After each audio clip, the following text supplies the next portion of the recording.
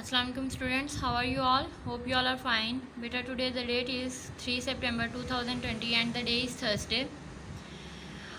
Chapter number 13, hydrocarbons. Sorry, chapter number 12, hydrocarbons is completed now. We are going to start our new chapter, chapter number 13, biochemistry.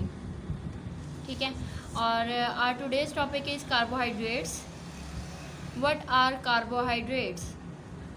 बेटा these are the macromolecules. Macro means होता है larger molecules, बहुत बड़े बड़े से molecules होते हैं organic compounds के made of carbon. ठीक है, पोलीहाइड्रोक्सी एल्डिहाइड्स और कीटोन्स. बेटा एल्डिहाइड्स और कीटोन्स के बारे में आप लोगों ने प्रीवियस चैप्टर में पढ़ा हुआ है, चैप्टर नंबर 11 में. ठीक है, पोली मीन होता है मैनी, हाइड्रोक्सी मीन होता है हाइड्रोक्सल ग्रुप जिनके साथ अटैच हो, mean OH group.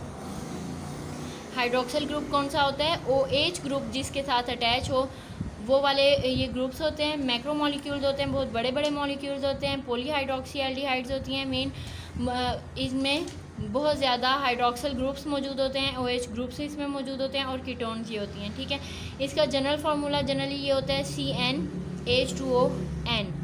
Means H2O का मतलब हो गया कि हाइड्रोक्सल ग्रुप इसमें मौजूद हैं. N का मतलब हो गया कि बहुत ज़्यादा मिकदार में. N नेचुरल नंबर होते हैं, 1 से लेके 100 कहीं पे भी इनकी तादाद हो सकती है. Cn का भी मतलब, C के साथ जो N है इसका भी मतलब नेचुरल नंबर्स ही हैं. ठीक है, CnH2ON मीन वाटर के मॉलिक्यूल्स की भी N तादाद हो सकती है और कार्बन के मॉलिक्यूल्स की भी N तादाद हो सकती है. ठीक है, अब यहाँ पे हमारे पास एक कार्बोहाइड्रेट के लिए फार्मूला शो किया गया है C6CO2. ये फोटोसिंथेसिस का रिएक्शन है बेटा. 6CO2 carbon dioxide plus 6H2O, 6 water के molecules that are going to C6H12O6. आप लोगों ने ये फार्मूला स्टार्ट में पढ़ा होगा. ठीक है, ये फोटोसिंथेसिस का फार्मूला है कि फोटोसिंथेसिस के दौरान कार्बन डाइऑक्साइड और वाटर मिलके क्या बना रहे होते हैं? ग्लूकोज बना रहे होते हैं और ऑक्सीजन रिलीज़ कर रहे होते हैं. 6 ऑक्सीजन के मॉलिक्यूल्स इसमें से रिलीज़ होंगे. C6H12O6 ये ग्लूकोज का फार्मूला है, प्लस 6O2 ये ऑक्सीजन का फार्मूला है. ठीक है, अब हमारे पास जो कार्बोहाइड्रेट्स हैं, कार्बोहाइड्रेट्स 3 टाइप्स के होते हैं जिनमें हैं मोनोसेक्राइड्स, ओलिगोसेक्राइड्स एंड पॉलीसेक्राइड्स. सबसे पहले हम इसकी फर्स्ट टाइप को स्टडी करेंगे, मोनोसेक्राइड. ठीक है, these are the simplest sugar, they have carbon atoms 3 to 9. इनके अंदर कार्बन एटम्स की तादाद 3 से लेकर 9 तक कहीं पे भी हो सकती है. ठीक है, 3, 4, 5, 6, 7, 8, 9 कोई भी कार्बन एटम्स की तादाद इसमें हो सकती है. दे आर इम्पोर्टेंट जो मोनोसेक्राइड्स होते हैं वो कौन से हैं? हेक्सोसिस. हेक्सोसिस का मतलब होता है जिनमें कार्बन एटम की तादाद 6 हो. हमने हेक्सेन में इसकी जो काउंटिंग थी पढ़ी थी. ठीक है, तो हेक्सेन जब हमने पढ़ा था तो वो 6 कार्बन एटम वाला था. ठीक है, तो जब हम मोनोसेक्राइड में पढ़ेंगे तो 6 कार्बन एटम वाले को हेक्सोसिस बोलेंगे. ठीक है, और इनमें जो सबसे इंपॉर्टेंट होते हैं वो ग्लूकोज और फ्रुक्टोज है. ग्लूकोज का फार्मूला हमने अभी पढ़ा है C6H12O6. ठीक है, इसी तरह से फ्रुक्टोज का भी फार्मूला यही होता है C6H12O6. दोनों का फार्मूला एक जैसा है, ग्लूकोज का भी और फ्रुक्टोज का भी. ठीक है, लेकिन इनका जो स्ट्रक्चरल फार्मूला होता है वो डिफरेंट होता है, और ये मॉलिक्यूलर फार्मूला दोनों का सेम है. दोनों में 6 कार्बन एटम होते हैं, 12 हाइड्रोजन एटम होते हैं और 6 ही ऑक्सीजन के एटम्स मौजूद होते हैं. ठीक है, glucose is pentahydroxy aldehyde. Glucose is pentahydroxy aldehyde. Penta mean होता है 5, हाइड्रोक्सी का मतलब होता है 5 hydroxyl groups means OH, 5 OH groups होंगे इनमें इसमें. ठीक है, और एल्डिहाइड होगा. एल्डिहाइड का फार्मूला यहाँ पे मैंने शो किया आप लोगों को. एल्डिहाइड का फार्मूला होता है C, एक साइड पे O होगा और एक साइड पे हाइड्रोजन ज़रूर अटैच होना चाहिए और दूसरी साइड पे कुछ भी अटैच हो सकता है. एक साइड पे हाइड्रोजन का होना ज़रूरी है और एक साइड पे ऑक्सीजन का होना ज़रूरी है. ठीक है, और दूसरी साइड पे कोई भी चीज़ अटैच हो सकती है. तो ये एल्डिहाइड का फार्मूला है. ठीक है, glucose is pentahydroxy. Penta mean 5, hydroxy mean OH group, pentahydroxy aldehyde. Aldehyde mean ये वाला इसमें फंक्शनल ग्रुप होना चाहिए. ठीक है, तो हम ग्लूकोज का यहाँ पे स्ट्रक्चरल फार्मूला देख लेते हैं. एक तो ये हेक्सोसिस हैं, इनमें कितने कार्बन होने चाहिए? 6. 1 2 3 4 5 6 कार्बन एटम्स इसमें मौजूद हैं, ठीक है। और पेंटाहाइड्रॉक्सी है, पेंटाहाइड्रॉक्सी का मतलब है 5 हाइड्रोक्सल ग्रुप्स होने चाहिए। अब हाइड्रोक्सल ग्रुप्स इसमें काउंट करेंगे, OH 1 2 3 4 5, ये इसके साथ अटैच्ड है, ठीक है। 5 OH ग्रुप इसके साथ अटैच्ड हैं।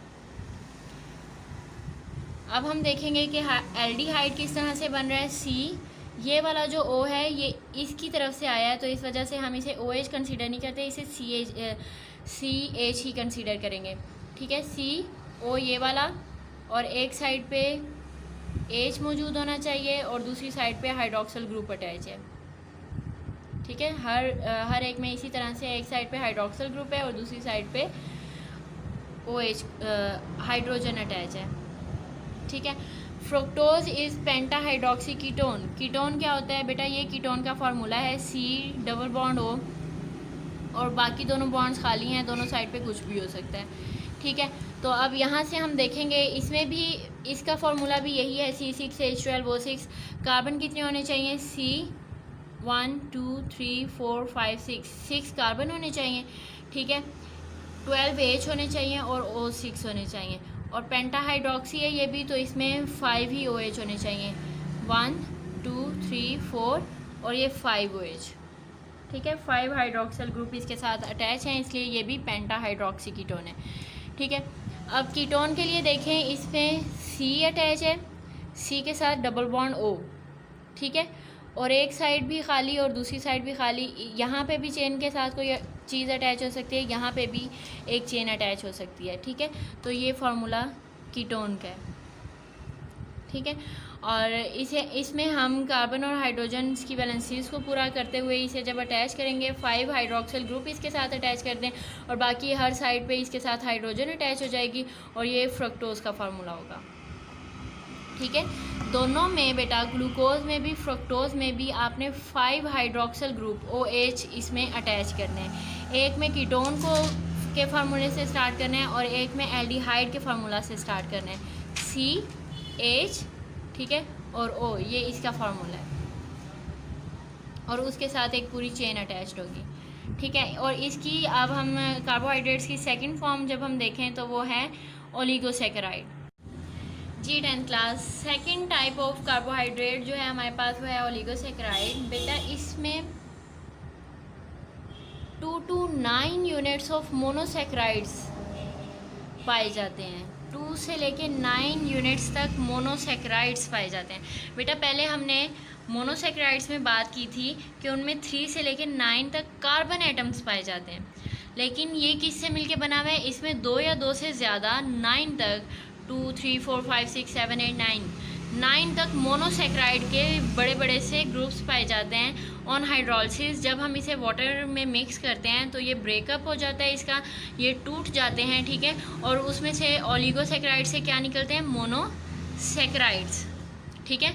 और उनकी तादाद कितनी हो सकती है, 2 से लेके 9 तक इसकी तादाद हो सकती है। जितने इसमें मोनोसैकेराइड होंगे उतना ही वैसा ही इसका नेम होगा। अगर इसमें 2 मोनोसैकेराइड होंगे तो उसे हम डाइसैकेराइड बोलेंगे, अगर 3 मोनोसैकेराइड होंगे तो ट्राइसैकेराइड बोलेंगे, अगर 4 मोनोसैकेराइड्स होंगे जो हमने पीछे पढ़े हैं अभी, ठीक है, 4 मोनोसैकेराइड्स होंगे तो ये टेट्रासैकेराइड होगा एंड ETC, इसी तरह से इनके नेम होते हैं, ठीक है। और जो सबसे इम्पोर्टेंट ओलिगोसैकेराइड्स होते हैं वो है disaccharides. Di mean 2, saccharides mean 2 monosaccharides से मिलके एक ओलिगोसैकेराइड बना हुआ है, ठीक है। तो यहाँ पे हमारे पास सबसे इम्पोर्टेंट जो डाइसैकेराइड है वो है सक्रोज, ठीक है। इसका फार्मूला है C12H22O11। सक्रोज का फार्मूला क्या है, C12H22O11 प्लस H2O। जब हमने इसे वाटर में ऐड किया तो इसकी हाइड्रोलिसिस होना स्टार्ट होगी, इसके बॉन्ड्स जो हैं वो ब्रेक होना स्टार्ट हो गए। हाइड्रो मीन होता है वाटर और लाइसिस मीन होता है ब्रेक डाउन। वाटर में जब इसकी ब्रेक डाउन होना स्टार्ट हुई, ठीक है, तो इससे 2 कंपाउंड्स बने, 2 मोनोसैकेराइड्स बने, एक बना ग्लूकोज और दूसरा बना फ्रक्टोज, C6H12O6, C6H12O6। ये यहाँ से ब्रेक हुआ, हाफ हो गया और ग्लूकोज और फ्रुक्टोज बन गए। अब इससे कितने मोनोसेक्राइड्स बने हैं? एक ग्लूकोज बने और दूसरा फ्रुक्टोज बने। तो दो क्योंकि मोनोसेक्राइड बने हैं तो इसका नाम क्या होगा? डाइसेक्राइड। ठीक है। और ये होते किस फॉर्म में? ये वाइट क्रिस्टलाइन फॉर्म में होते हैं और स्वीट इन टेस्ट होते हैं। इनका टेस्ट शुगर की तरह का होता है। इजीली सॉल्युबल इन वाटर और पानी में आसानी से सॉल्व हो जाते हैं। ठीक है। नेक्स्ट है हमारे पास polysaccharides. These are the macromolecular carbohydrates. बेटा ये बहुत बड़े कार्बोहाइड्रेट्स होते हैं। सबसे पहले हमने मोनोसेक्राइड को स्टडी किया था, हमने कहा था कि ये भी मैक्रोमोलिक्यूल्स होते हैं, बड़े होते हैं ये भी। ठीक है। फिर हमने ओलिगोसेक्राइड को स्टडी किया, ये मोनोसेक्राइड से भी बड़े होते हैं, इसमें बहुत सारे मोनोसेक्राइड शामिल होते हैं। ठीक है। फिर अब हम पॉलीसेक्राइड स्टडी कर रहे हैं, इसमें हंड्रेड्स और थाउजेंड्स ऑफ मोनोकार्बोहाइड्रेट्स जो है, मोनोसेक्राइड्स जो हैं वो पाए जाते हैं। मीन्स यहाँ पे 2 से लेकर 9 तक यूनिट्स पाए जाते हैं। यहाँ से 100 से लेकर थाउजेंड्स में बहुत ज़्यादा तादाद में मोनोसेक्राइड्स पाए जा सकते हैं, इसलिए ये बहुत बड़े मॉलिक्यूल्स होते हैं। ठीक है। और इनकी एग्जांपल है स्टार्च और सेलुलोज, ये दोनों पॉलीसेक्राइड्स हैं, ये बहुत बड़े बड़े मॉलिक्यूल्स हैं। ठीक है। ये एमॉर्फस सॉलिड्स होते हैं। बेटा आप लोगों ने 9th की केमिस्ट्री में पढ़ा होगा कि एमॉर्फस सॉलिड्स क्या होते हैं। These are the shapeless solids. ठीक है। और इनका कोई स्पेसिफिक पैटर्न नहीं होता, ये स्पेसिफिक वे आउट से एक दूसरे के साथ अटैच नहीं होते, जैसे रबर, प्लास्टिक, ETC इस तरह की फॉर्म में ये होते हैं। टेस्टलेस होते हैं और इनसॉल्युबल इन वाटर होते हैं, इनका कोई टेस्ट नहीं होता और ये पानी में आसानी से हल हो सकते हैं। ठीक है। यहाँ तक हमारे जो कार्बोहाइड्रेट्स थे और उसकी टाइप्स थी वो कंप्लीट हो जाती हैं। ठीक है। Open your books.